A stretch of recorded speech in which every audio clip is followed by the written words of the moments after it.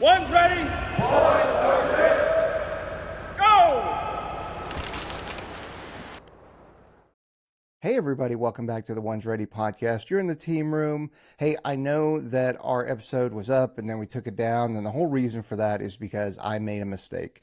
And when I make a mistake, I own it, just like we tell you guys to. So I made a mistake about some of the verbiage that I used in the episode. So I wanted to, instead of just bleeping it out, because that's kind of, if it's too far down the road, then I'll bleep it out because I don't have the content to do it. But in this one, since this is the episode that's supposed to release today, I felt it was right to come on here and correct the record. I'm not going to say what I said was incorrect. I'm not going to repeat what I said because I don't want anything to get misconstrued. But I'm just correcting the record now and doing a better intro. I don't know if it's going to be better, but it's going to be a correct intro anyway. So my apologies to Chris and the guys over at Project Linear.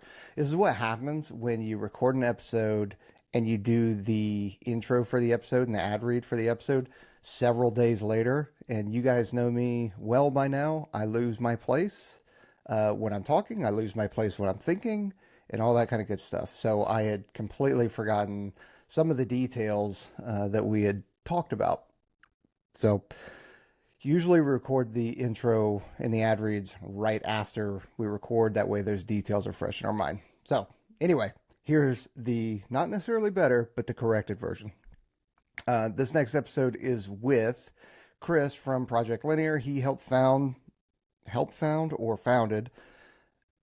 Project Linear, which is a clothing company that does performance clothing for your tactical athletes. I got a shirt and shorts in last night. Let me say right off the bat, the packaging, it's got workouts printed on the packaging. Like I've never seen that before, which I thought was that's a pretty cool touch.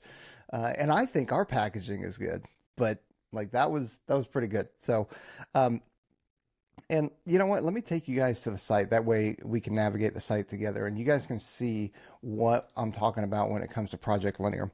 So they are focused on military, law enforcement, SWAT, first responders, in their clothing. Let me go to their clothing. You got shirts, shorts, and tank tops. They come in different colors, primarily your OD green and your blacks.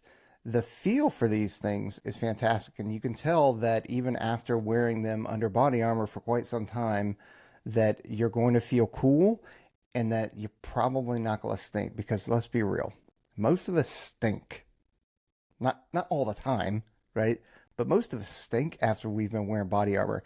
And if any of you law enforcement, SWAT dudes, or military dudes go into a ready room, folks don't know what a ready room is. It's where all the little iron crosses are, and we put our body armor on it, hang it, and we can work on our body armor and stuff like that, and it can hang, and it can air out. And then when we get alerted or if we have to go out, we can just grab it, throw it on, and go. So that room stinks, by the way. So this Project Linear's clothing is made to help you not stink. And then they also have some of their athletes that we're also going to have on the podcast. I know we're going to have Chris Jacob and Cody Dickerson on, who are both CrossFit athletes, and obviously jacked by looking at their pictures. So yeah, I can't wait to get embarrassed that way. Anyway, I hope you guys enjoy this episode.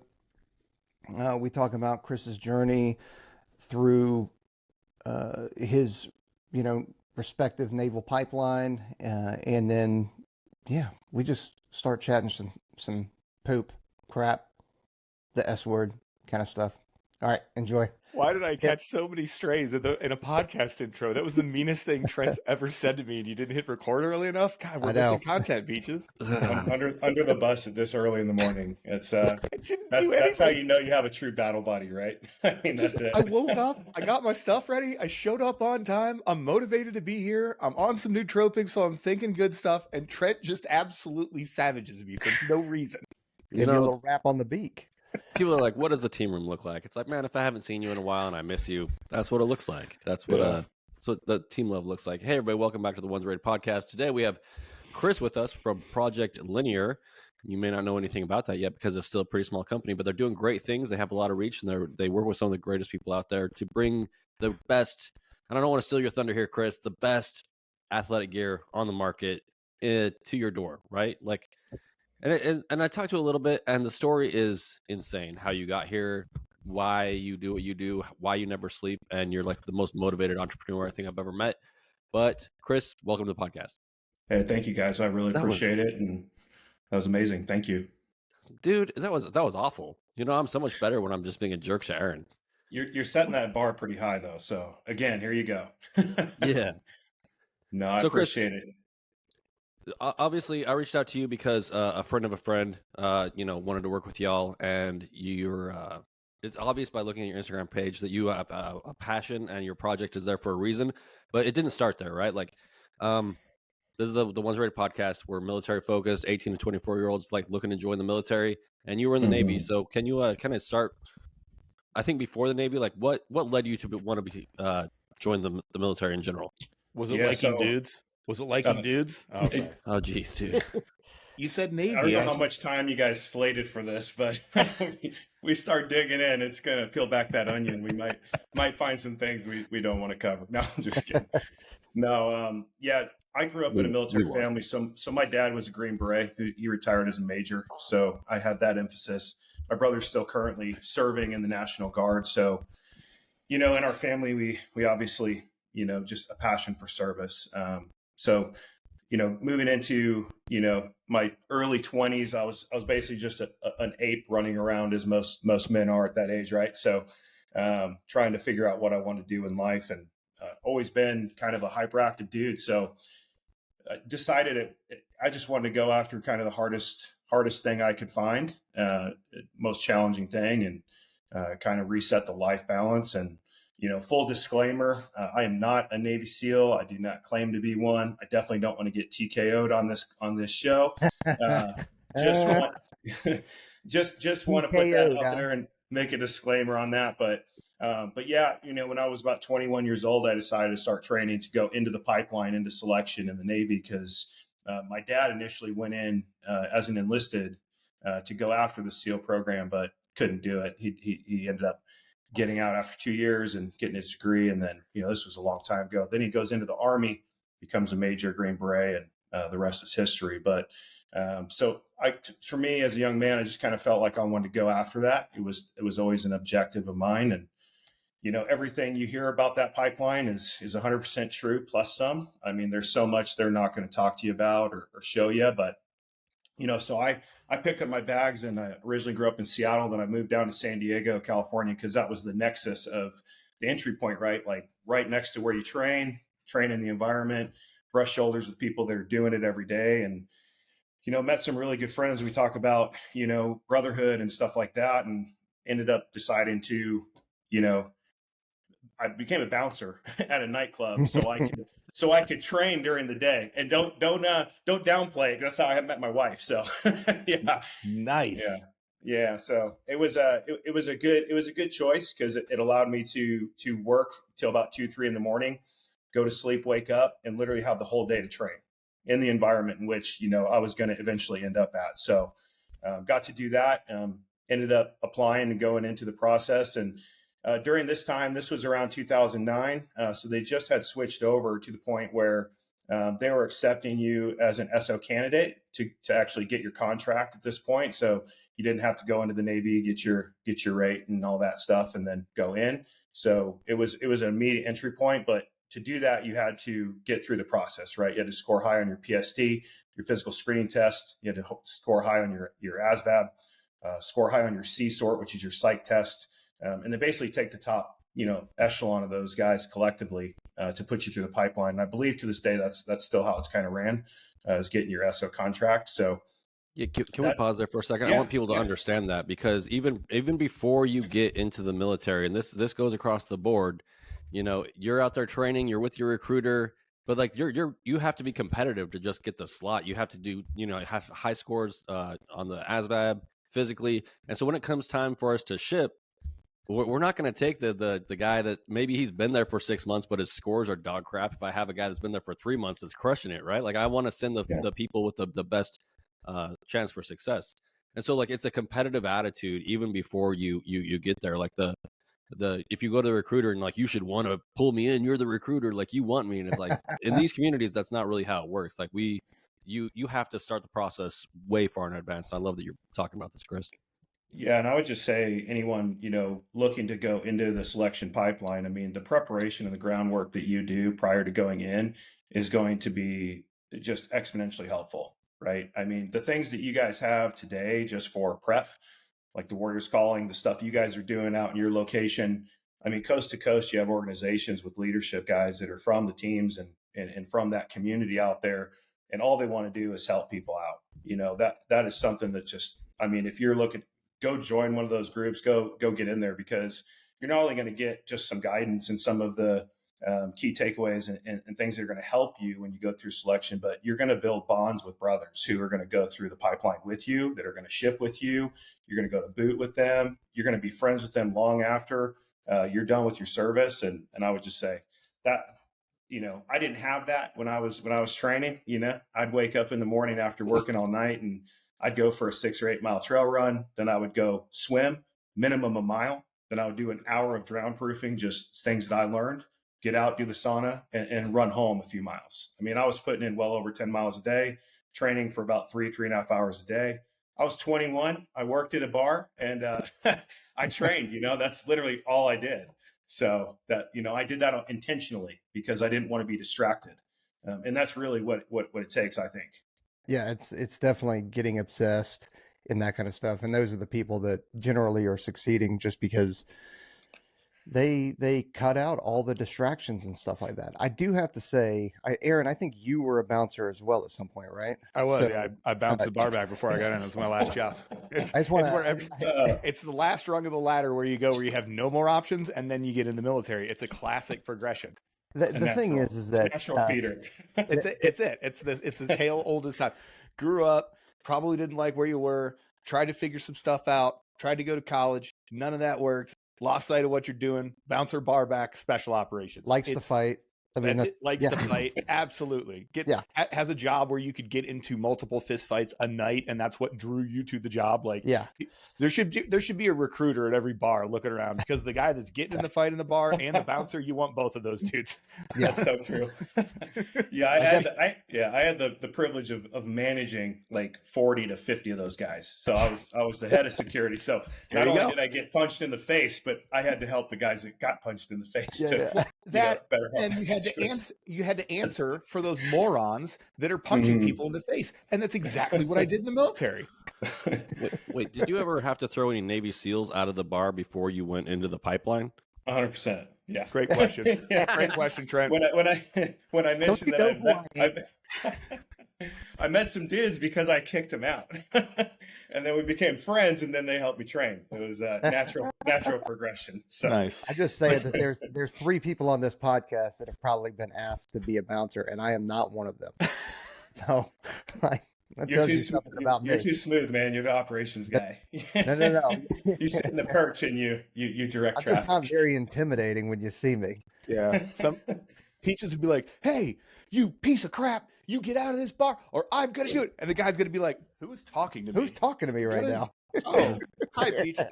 You, boy, you're an angry little guy. Just a little willow just sitting there like, yeah. Hey, I will say it's those quiet, non-intimidating guys you got to look out for, because those are the same guys in the bar and the same Master Chief that came up to me when I was in Buds that I was absolutely just terrified of. Just unreal. So earlier you said that you wanted to do something challenging, and that's why you did this. And now it's 2025, right? So in the past, it's been like, hey, let's make things a little bit easier. Let's get as many people in as we want. So we'll lessen some standards and that kind of stuff. Mm-hmm. And then now it's 2025, recruitment is through the roof. Everybody's trying to join, partly because I think that we are re-standardizing or re-baselining and actually going like, oh yeah, we want our professional arms, our combat arms folks to be strong and fit and healthy and that kind of stuff, and foster that kind of challenging mind. What kind of instilled that in you? Why were you looking for that challenge? Yeah, obviously. So again, backing up to kind of when I was growing up, I was always the guy that, or the kid rather, when I was in classes getting kicked out, sent to the principal's office, right? So all the teachers wanted me on, Ritalin and all the other things and all the other medications. My mom thought they were crazy, so they said no. At the end of the day, I found the most comfort in just being around a team, being around challenging things, football, wrestling, competitive sports, and that's what drove me, right? And with that, I mean, we'll talk about standards, right? So I mentioned I'm not a SEAL. However, I did complete Hell Week. I did complete second phase. I went into third phase. My career ended in third phase in land navigation, which is, roughly about, 7 weeks before you finish BUDS or so. It's just into the first 2 weeks of third phase. But that standard is instilled into you very quickly, very, very quickly. And you get so used to that. And we can dive into, how that transitioned into the brand and more importantly, I would say that standard became kind of a cornerstone as I left the military, which, a lot of my friends are getting out right now. This is the time they're transitioning, they're retiring, they're finishing their last few years, and they're like, hey, what do I do? How do I take all of this standard that I've learned to work with for X amount of years? And even for me, only being in for just under 2 years, like that standard is still with me. And it's nice and refreshing to see that there are those standards being implemented again, because you find what you see certain organizations and such, even in the civilian world, that are loosening standards and your performance fails, right? So that transitions not only to just my professional approach and personal approach, but the brand, right? It's instilled like we're not going to leave any stone unturned. We're going to add the applications that we need to all the materials that we do from end to end. We're not just going to use bright logos in flashy marketing to, draw in buyers. We're going to invest all of our capital into the production, R&D, and iteration of the items. You'll see in business, so my background, my educational background is entrepreneurship. So that's what my degree's in. So naturally building businesses and looking at, the dynamics and the DNA of businesses is something that's critical for me. But what you'll hear is an 80-20 rule, right? 20% goes into the production of the product or service, 80% in marketing, right? I don't want to buy that product. I don't want that service. I want the guys that go, hey, we're putting 80 to 90% of our budget into producing the service, producing the product. And we'll use the 10% to not pump marketing, but we'll use 10% to invest in the organizations in which we care about. And that's one of the emphases and approaches and pillars that we use is we don't do any marketing. Our marketing is networking. Our marketing is supporting the Navy SEAL Foundation Southern 100, which we just did with them, which we outfitted all their guys to go over 100 miles from state to multiple states, ended up in Nashville, Tennessee. And we supported them, gave them that. So that was our investment. And in return, we're able to support that organization, get visibility, but it's a mutually beneficial exchange, right? So, and that's how we kind of are able to, keep that funding for producing quality items. And we can touch more on that. But back to the standard is really, that's the only way you can do it, right? You can't cut corners. You can't cut corners when you're going into selection, when you're thinking about training for it. Once you get into selection, you will be exposed if you're cutting corners. You will be exposed if you're not holding your log. You will be exposed if your head is, below the boat. You will be exposed. I mean, there's just no way around it. So if you're not that person that holds yourself accountable and surrounds yourself with people who hold you accountable. In fact, that ties into our logo and kind of why we designed the two lines was team, right? Two people, two is one is none, right? So always now, actually. What's that? I'm going to bring that up right now. You got pictures anyway. I can share. Yeah, I'm already about to share. Actually, if they're trunks, you need at least like 4 to make one. Just throwing it out there. There's your logo right there.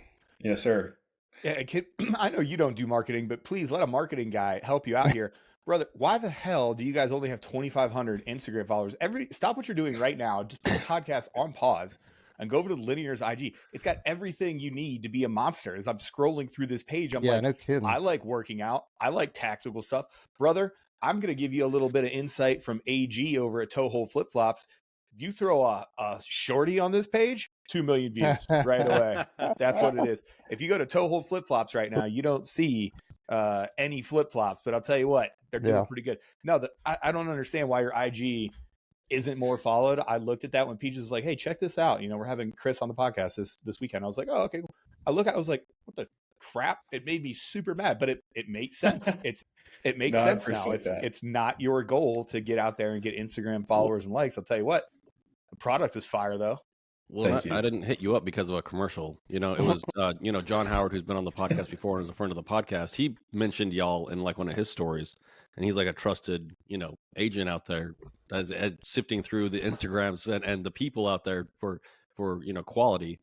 And that's how we found you. So like, to your point, like it wasn't some marketing strategy where I was like, oh man, this looks awesome. We should get Chris on the podcast. It was through mutual friends and, you know, that kind of filtering process that I reached out to y'all. Yeah, I appreciate that. Just to answer the question, we've only been open. We launched in April of this year, so we've only been around for 6 months.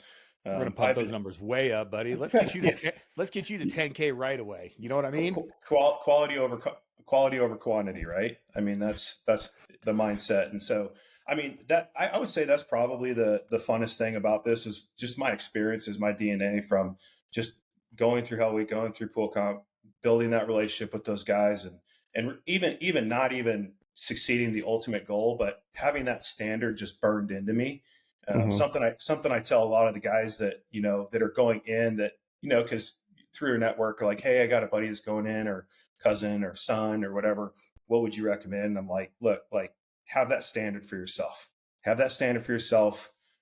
And they'll say, well, what did you learn about yourself? And I go, it's less about what I learned about myself in that process, is more what I confirmed about myself. I knew that I was going in with the complete focus. I was not quitting.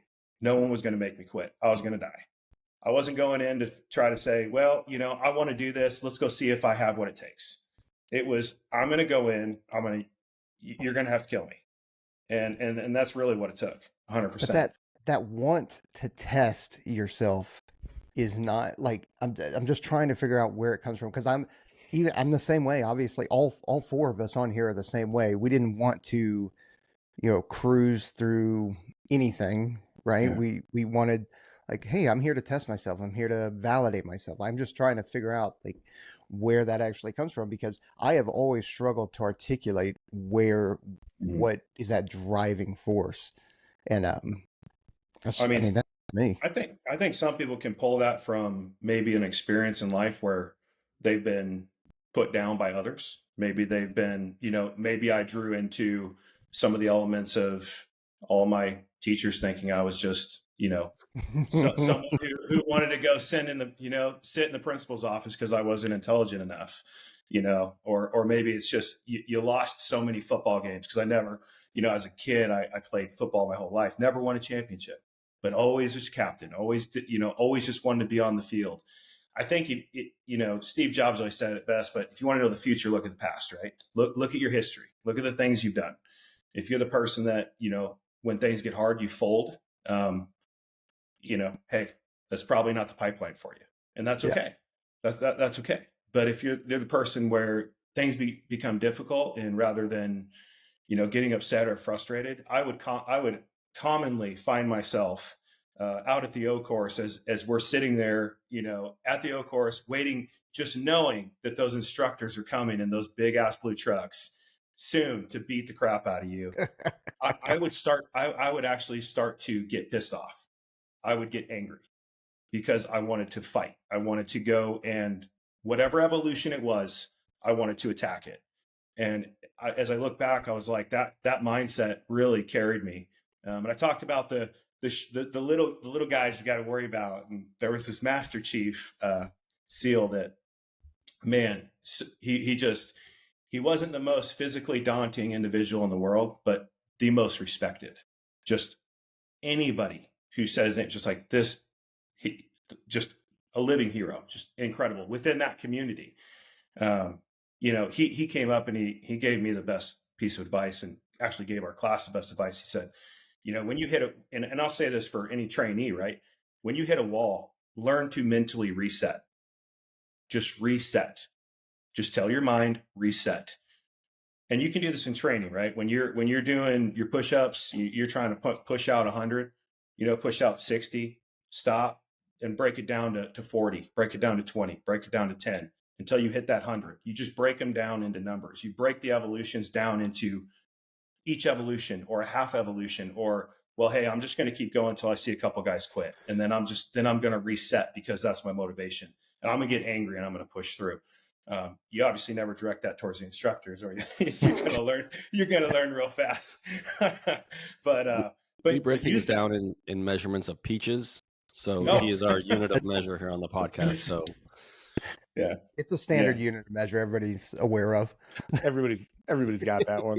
Yeah. Well, the sad reality about life, Chris, is, as you know, for being an entrepreneur, as you know, is doing anything that's really, really hard, is sometimes you don't succeed, right? Like, the unfortunate circumstance for us is that our selection fails out about 91% of the people that try it. That's just the fact of the matter. You're going to go in, you got like a 9% chance to fail. So there's a large cohort of folks that have to deal with training all the way up to get into that job. And then, just like you, going through the job, having the right mindset, but unfortunately you just didn't meet the standard, right? It was a great event. We couldn't make it. Life sucks, man. How did you reset from that failure in order to use it for what it was? Because, it's easy for me on this side of the fence to sit here and be like, oh, you tried, you failed, you sucked, you didn't meet the bar, LOL. That's not true at all. That's not how anybody really feels about it, right? You took your time you devoted your life to training. You got a job that allowed you to train 3 hours a day, every single day, to get in. You did your level best. You did something that nobody else in America even considers doing. Less than 1% of America considers going to the military. About 1% of those end up trying to go into SOF. You've learned more about yourself in that process just by going through it. For people that in our career fields that go through the dev program and then don't make it down at special warfare assessment selection, we get those DMs a lot. And the only thing that I ever say to them is like, you've tried something that less than 1% of the population has even tried to do. Use that as a learning experience and press forward. How did you take those lessons that you learned? We talked about standards and high immutable standards and doing things that are right for the team. How did you transition out of probably one of the worst beats of your life? Like, it probably didn't feel good when you got that final notice. You're like, hey, you didn't make it.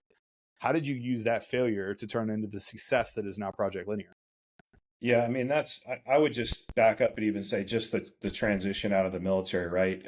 Obviously, training for those many years, getting into that point. I mean, the best way it was really described by my dad was, he was like, hey, it's basically like training for a fight, right? You're training for a world-class fight. You train up to the day, you get it, and then you just don't get a fight. You don't get to do the job you signed up to do, that you wanted to go to do. So how do you transition? And that took some years, really. It truly did. Coming out of the military, I decided I needed something to grasp onto because you come out of selection and getting through what I went through, which again, this is, no representation of being in a team at all, right? Like, those guys are crushing like that. It's Dude, not you're really worried about this. You're really good. Yeah. Trust me. Nobody's ever said that they were a SEAL and actually meant it to get like clout for it, bro. No, but there's a lot of this running rampant, right? And it's a degradation of the community, and it's extremely important. And I would just say, even to the point where when I was going through selection, or even before I was going in, and we were going to our PSTs down in San Diego, which we would see a turnout of like 120 dudes a day, or every Monday, trying out for that. Like, it was insane. I mean, pools we're in one lane and there's like 6 or 7 of us just swimming, counterclockwise down a single lane, and it's the whole pool. So I would just say, don't try to claim any of that valor before you earn it, right? Ever, because it's extremely important. If you do, you're going to go in with a bullseye and you're going to absolutely get just wrecked. And you should.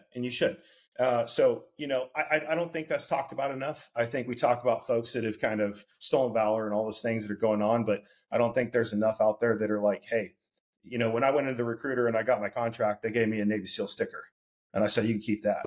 And I was like, I don't want anything to do with that, so maybe that's just a product of being in the environment and knowing some folks that are in there. My best friend's a team guy, and, I'm really good friends with a lot of them, and I've, obviously stayed close with them. But so yeah, I would just say, I would just hold on to that even before you go in. But the transition out of the military into the real life and taking that, what would consider as a failure, right? You come from a place where you're constantly achieving because the pressure is so high, and because the hardest part about buds, and everyone asked me this, like, hey, what's the hardest part about buds? Like, what was it? Was it boats? Was it logs? Was it surf torture? Was it the other fun things they don't talk about? I said, the hardest thing was seeing my best friend's helmet, three units from the end on Hell Week. He was the third to last person to quit. And I still remember when he did that. And my broker's like, hey, your boy, he's on the truck. And I heard the bell and I'm like, fuck. And that was the most disheartening thing. And that happened on Tuesday morning at like 2 a.m.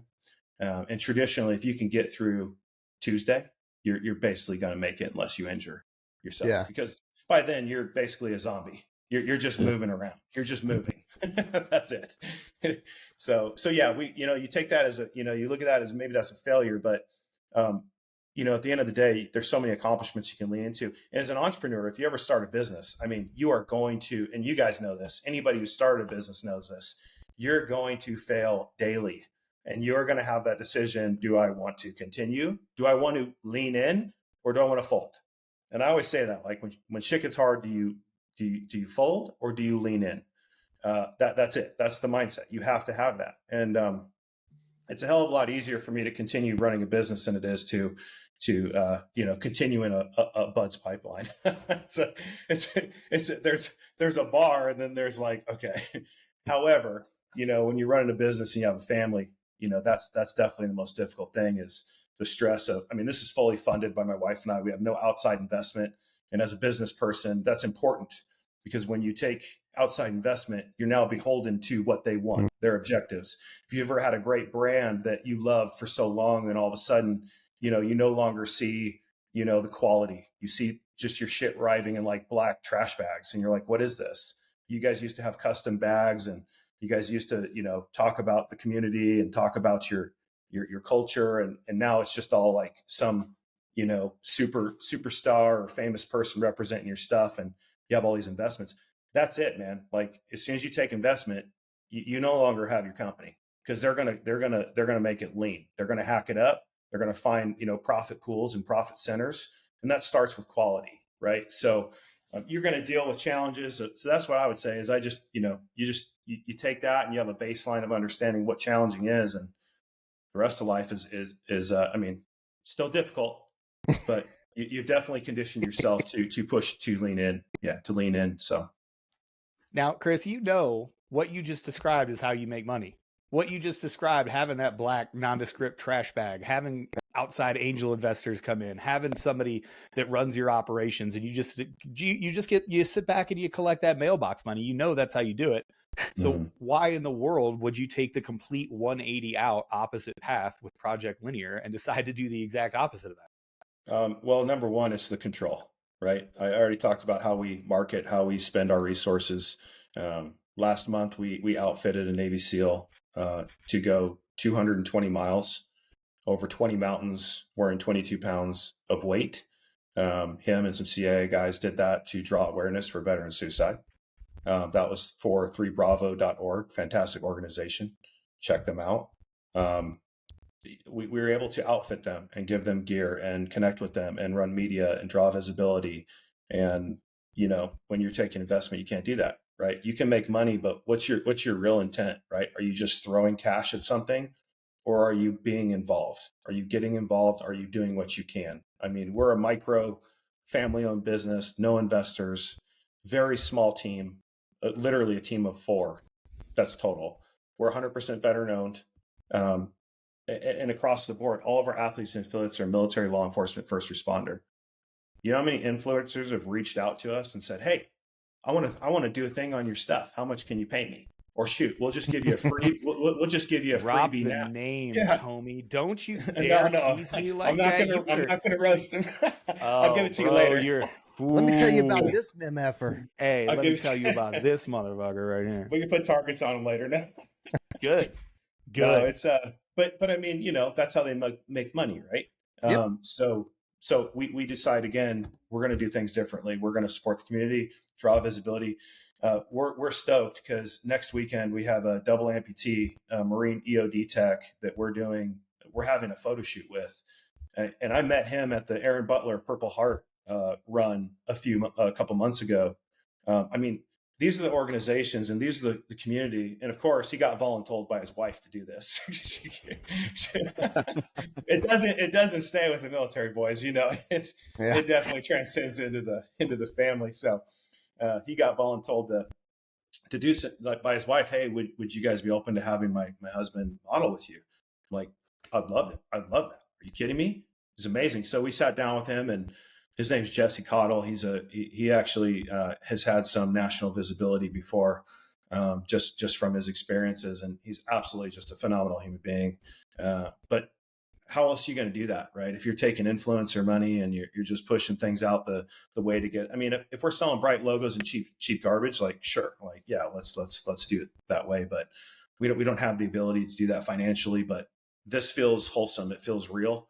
Authenticity is key for us. Like, you could scroll through 1,000 brands and you're literally like, are they all using the same fucking ChatGPT thing to develop their promo wordage or what? Like, everything's built with grit and born from the premise of adventure. And you're just like, what is this? And unfortunately, they're held captive. Do you want to wear the same stuff as special operations? Do you want to be special operations? Wear these shorts that came out of the same factory as every other pair of shorts you've ever worn in your life. Starting to design shirt logos like Cash Patel's coin. Yeah. Oh my God, that coin is so Valhalla, brother. Sorry, yeah. God, that coin is so bad. I saw that this morning. I was like, Cash, brother, do you not have friends? Do you not have friends that looked at it and was like, bro, this is kind of gay. You shouldn't do this. No, he doesn't. Cash Patel does not have friends that do that. Punisher skull, 2 6-shooters. There's probably spiders in the eyes. There's spiders in the eyes. There's Wait, Cash, is that a real thing? Huge on the front. It's yeah.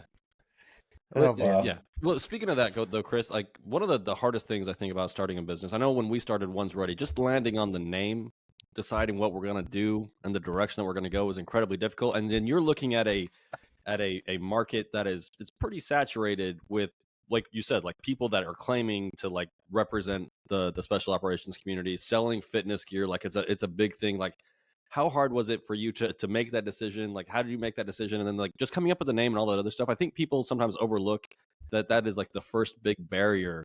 And a lot of people have a hard time just making those decisions and running with it. Like, how did you just make all that happen? I mean, the name and the logo, I wanted something that emphasizes forward progression, continually improving. To the logo, the 2 lines, speaking, metaphorically almost, I wanted that one line to represent who we used to be, the other to be our evolved self or our bettered self. So continually improving. We talked about the 2 is one and none, or 1 is none element of it, the team element of it as well. So the 2 lines naturally went that way. Linear, always being directionally forward or directionally a straight line, as straight as possible. So always progressing, always moving forward. So it's a lot of, a lot of character basically built into the name. But I mean, at the end of the day, I kind of look at it, and now there's 2 people that will take this 2 ways, but I look at it as kind of like a tattoo. Like, I got tattoos and everybody's like, how did you come up with your tattoo? I'm like, it better fucking mean something. It better fucking mean something. And so, so that's the way I looked at it. Was I wanted it to be something that was representative of life, of athletics, of endurance, of my military experience, of just always pushing forward. Because even at the failure point, right, in 3rd phase, like, I could see the light at the end of the tunnel. Well, at least in that stage, and I'm like, okay, we're ready. Like, let's do this. And unfortunately, it just didn't happen. You got to continually progress, right? You always have to move forward. So it better mean something and reach into your experiences, reach into what you want the consumer to understand about you, and do your best to communicate that with symbolic elements or an element. Yeah. Well, and I think once you see the way in one thing, you see it in all things, right? Like when I look at it too, I'm like, man, like, and I'm always connecting the dots. Like, it's like, that's marriage. That's the business. That's the being on a team. That's all those things together, right? Like, if you're all moving in the same direction and that there's 2 of you moving in a direction, then your odds of success are much, much higher, right? Like, though, when you're doing anything difficult, if you have a buddy with you that you trust implicitly, or you have your wife that you trust implicitly, to go in a direction together, you're going to go so much further. And that's one of those things that everybody says, and it's kind of like saying, be a good dude and put out in the pipeline, you're going to be fine. But everybody says it because it's true, So like, I think just looking at your stuff, like that authenticity that you're talking about, you can see it because of the thought that you've put into it, because of the what you want it to be. And I think that's why you're pulling in, the number of people that want to be associated with your brand from the community and moving this thing forward. Yeah, we really, really appreciate our community. If you do look at the Instagram page, we're starting to get fed guys in the field that are not just using our stuff to work out, but they're using it on the job. SWAT guys, busting indoors, military dudes. I mean, there's a premise, our design premise is designed for the quiet professional, and this is where it lives. This is where it lives, being wherever you train, wherever you work, whether it's on duty or off duty, the stuff that we produce is going to perform. Right. So we got, everything we have, again, the applications, I don't want to sound like a promo, but there's a reason for it, right? We're not just like slapping stuff on to sell it, but we have anti-pilling, anti-odor, antimicrobial in every inch of our fabric. It won't stink. It won't ball up. Why is that? So you're wearing weight vests, you're wearing body armor, you're wearing things that are abrasive. You have a barbell brushing up against the gear. You don't want it to break down. So we sealed those fibers. We did that for a reason. We don't want you to stink. We don't want your wife to be mad at you. We want you to come in and you smell good. Little late, bro. Yeah. My wife is mad at me for a whole bunch of other reasons, brother, and it ain't the shit. No, I know. There's a list. Well, my wife is 10 months pregnant. She has a very long list. I'm already in. She's asleep. I'm already in trouble today. I don't know how. Wow. We'll figure it out here in a little bit. Yeah, exactly. It's like the scene in what movie was that? Rendition. Guy says, I come home every night and I beat my wife. I don't know why I beat her every day, but she does. It's the same thing from here. If you guys are watching out here, help. An hour before I'm released. I'm kidding. I'm joking. She's just pregnant. I love you, honey. Yeah, that's the best. Well, Chris, obviously awesome. You're on our podcast now, and you try to be a Navy SEAL, which I think looking back, you can recognize was a huge mistake, and you should have tried to join the Air Force. So as we move forward, like, what are the plans to branch out into the other parts of special operations so you don't just have to hang out with SEALs all the time? Well, first of all, our videographer who travels is prior Air Force, just to be clear. So Josh is a good dude. He's awesome. He actually just moved to Norway. So yeah, that's where his wife's from, and that's where they moved back. So, but he got out and he was a contractor for a bit, and he just finished that and moved back. But and we did some video stuff out at one of the Air Force bases in Texas that we'll be releasing some content soon. That's another cool thing, right? So all of our promo videos that you guys are, that we put on our site, our blogs and such, like, they're filmed on bases. They're filmed in areas where dudes are training, special operators training, law enforcement training, firefighters training. That's where we get our content, is we literally go film them where they train and where they work. So it's pretty cool. That's definitely been one of the coolest things. Even this week, I got reached out to by an Army veteran, and he's like, "Hey man, like, I love your stuff, bought your stuff. Are you guys accepting applicants for like your field team?" Right. And I'm like, "Hell yeah, dude. Let's." So I called him. He's like, "Wow, you called me." And I was like, "What am I supposed to do?" So cold calls. Yeah.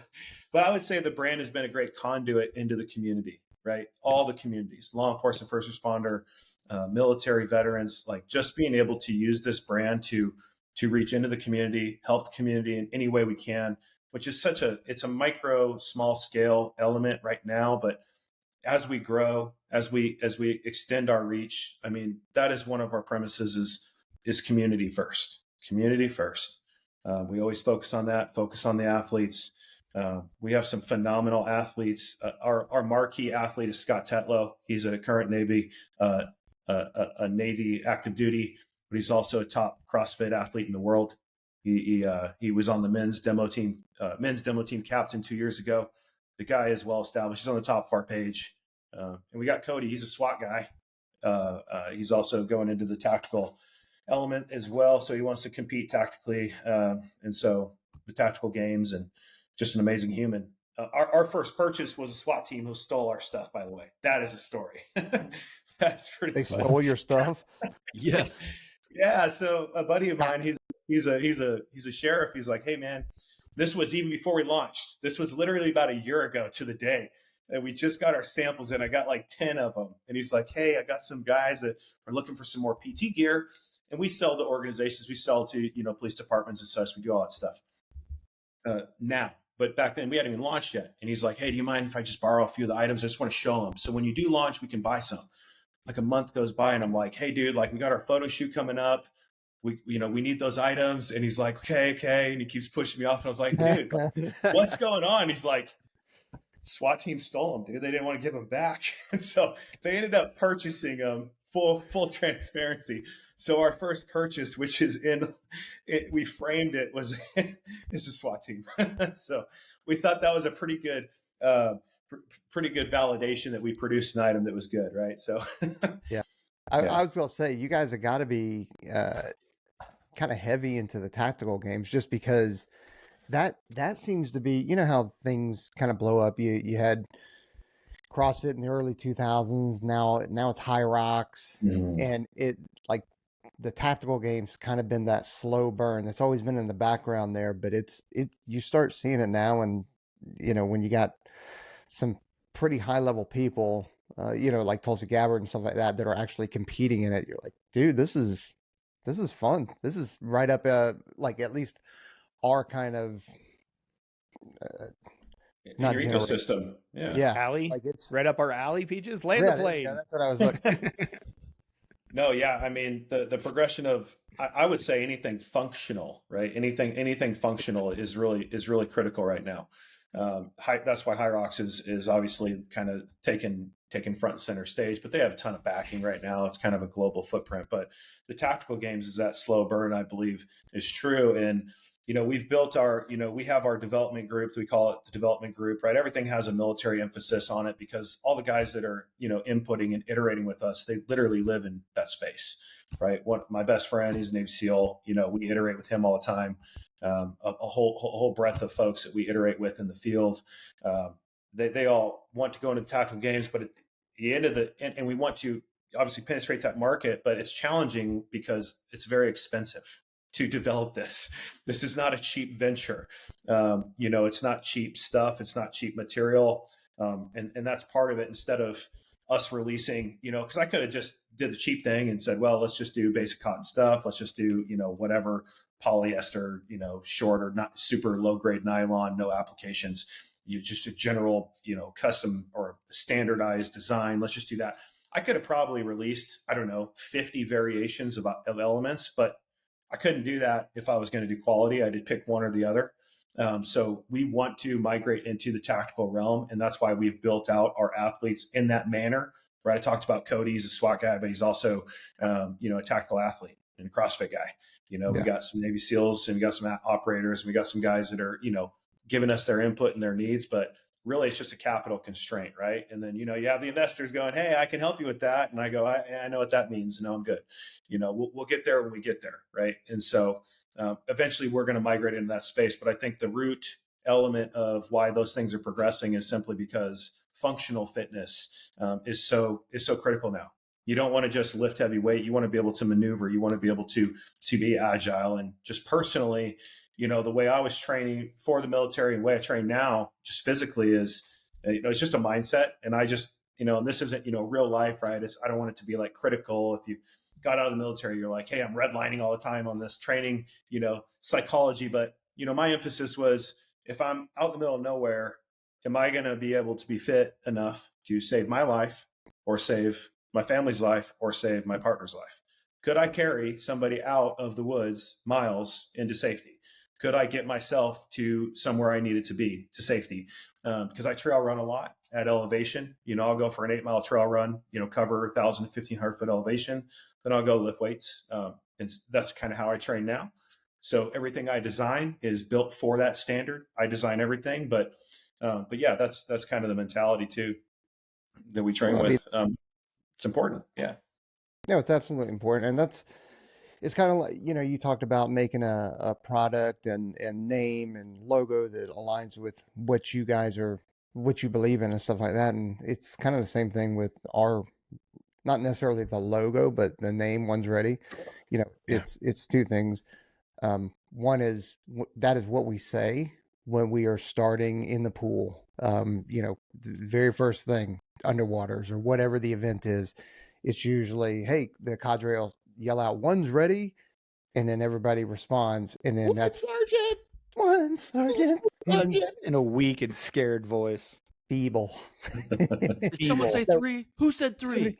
Who said 3? Why can't we count up? I love how we're dragging this into a very niche set of conversations that we have at a place where Chris hasn't been. That's how you do it with a guest, everybody. You make sure he knows he's in the out group and that the hosts are in the in group. Yeah, that's right. We're professionals. That's right. That's it. Got to keep it moving forward, my friend. I got it. There we go. That's right. I'm the line behind you guys. I got it. So what's next for Project Linear? Well, we got some really exciting stuff coming out around spring. I don't want to release too much, but we've had some good success in the fact that we've been able to, expand our line, expand our reach. We're doing some more partnering with the Navy SEAL Foundation coming up soon, which is very exciting. We're bringing on some more athletes, putting out some good content that's coming out, but I mean, at the end of the day, again, we've only been around for 6 months. Our road is very short, but we're doing some games that are coming up. The Mountain West Fitness Championship out here in Boise. We're going to be supporting that. We just got done with the Summit Games in Utah, which was phenomenal. We've just met some great guys and great people. And we're really just excited about continuing to support the communities that we're passionate about, bringing in military law enforcement, first responder, and continuing the mission of just doing something different. Yeah. And that's what we're continually pushing forward to. Well, I mean, and that's the thing. You just got to keep improving, keep moving forward. You don't stop. You don't settle on where you're at. You don't settle with, okay, well, I think we're good here. And then you just kind of lay flat, it's not great. Yeah. So, and I know we've got different backgrounds in terms of pipelines and buds phase 1 and 2 and all that kind of good stuff. But like when you were training and our demographic is 15 to 35-year-olds that want to come and join, what kind of advice would you give to those people? I would say limit your distractions. That's number one. And even my wife will attest to that. Is we started dating, while I was training, and she'll kick my ass to the day about this, and she'll never let it go. But I wouldn't make her my girlfriend because I told her, I was like, I'm sorry, I cannot have distractions. And I was lucky enough to be in that environment where, I was seeing folks coming, on leave or on the weekend, and hey, I washed out, I quit, I rang the bell, or just telling me about their buddy who did, and that sucked, right? So limit your distractions, know what your goals are, surround yourself with people who have done it or going to do it. Because your community is everything. Your brotherhood is everything. Finding organizations like what you guys do, find organizations like the Warrior Calling and a few other organizations like that, where they're priming people for that, that pipeline is critical. If you have access to do it, go do it. If you can't, find somebody that pushes you. I mean, but you have to isolate yourself. You have to make that decision that if you don't put that number one, if you have any reason when you go in or when you're training, that will be the reason you quit. That will be the reason you quit. If you go in with instability, because, you seek comfort when you're in really shitty situations, and in a pipeline like Buds, you're going to be in a shitty situation. Literally. I mean, they shut off our hot water in our barracks. So we were taking cold showers. We were taking, that's just, all the tricks. All the tricks. Ocean. Yeah. Oh yeah. Yeah. You're going to be miserable, and if you have a place to call comfort that you can retreat to, whether it's physical or a location or even a mental, you're going to do it. And you're going to take the bait. Yeah. I mean, so yeah, isolate yourself, be committed. And then you just have a plan and just be respectful of the community and be respectful of the guys that have gone through it and done it. If you can find a mentor, that's like the most beneficial thing you can do. Yeah. 100%. Yeah. Don't reach out for me for that, though. I'll just leave you on red on Instagram. I was just about to say the same thing. I was like, guys, listen, we have like 100,000 followers across platforms. We can't be your mentor, guys. You got to find somebody local. Okay. Mm-hmm. Especially not Trent. Trent doesn't even look at the DMs. Doesn't even join your chat group. Doesn't even join. If your DM is more than 3 sentences long, Trent does not read it. He does the same thing with our emails. He's like, nope, too long. He just goes on.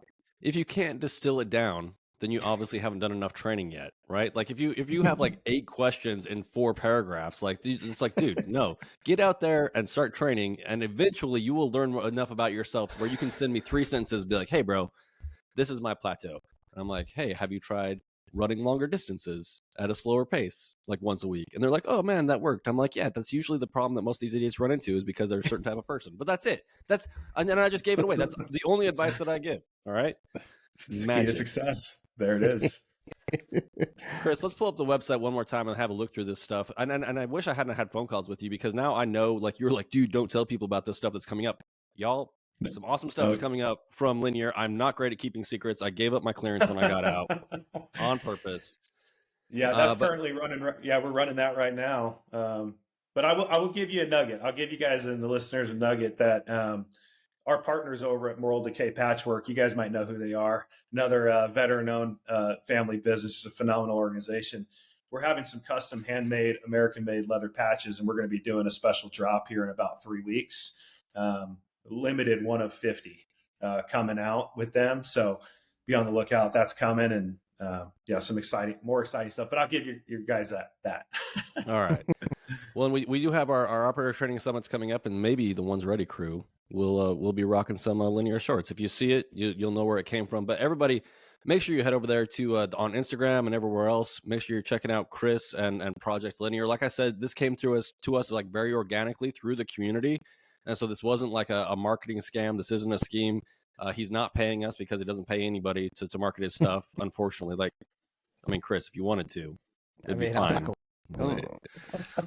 But yeah, we'll talk later. Yeah. Other than that, dude, I really appreciate you coming on. I know your story, like even just talking on the phone with you, like it's not the easiest thing to share, but you put a lot of your life and passion and your money, and it's not just you, but it's your family on the line here for this thing, and you're doing it the right way, right? You're building that community. Your reputation within the community speaks for itself, whether you made it through all the way through buds or not. So, dude, we're lucky to have you on the podcast. I appreciate you coming out. Everybody out there, make sure you're checking out Chris and Project Linear. And I think we're going to have a few more guests coming on to talk about Linear as well. So, dude, I appreciate you coming on. Thank you, gentlemen. Appreciate it. All right, everybody else, onesready.com. You know where to find us. Instagrams, all the things. You can also buy our merch, which is almost as cool as Chris's. It's almost. Yeah. I see a collab in the future. There it is. Now we're talking. Now we're spilling the tea. Yeah, there it is. All right. Yeah. Like, subscribe, all the things. It's super easy, and we will catch y'all next time. Later. See ya.